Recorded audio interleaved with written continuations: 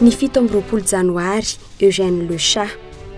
Mpanao politika, ministra tao anatin'ny repoblika voalohany Eugène Lechat. Frantsay teratany Mesilopy Normandie ny taona 1979.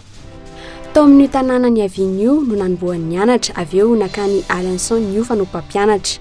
Ny taona 1979 no natongavany teto Madagasikara nampianatra.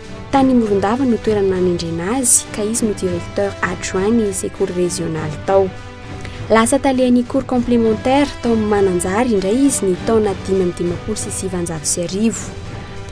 Anisan'ny antoko SFIO hatramin'ny taona 1979 i Eugène Lechat ary voafidy ho conseiller municipal tany Mananjary ny volana novambra 1979. Lasa conseiller provincial tao Fianarantsoa indray izy ny volana martsa 1979 ary notendrena ho isan'ny assemblée représentative. Ny 9 jiona 1979 no navoafidy ity olo malaza ity olo Repoblika Frantsay. Tafiditra ho isam-pikambana tao amin'ny gouvernement tany notarihany Philbert Ratsiranana ny taona 1979. Izy no ministry ny asa vaventy sy fitanterana tamin'izany fotoana izany. Mbola voafidy indray ho solom-bavamboaka ny Fianarantsoa indray ny volana septambra 1979.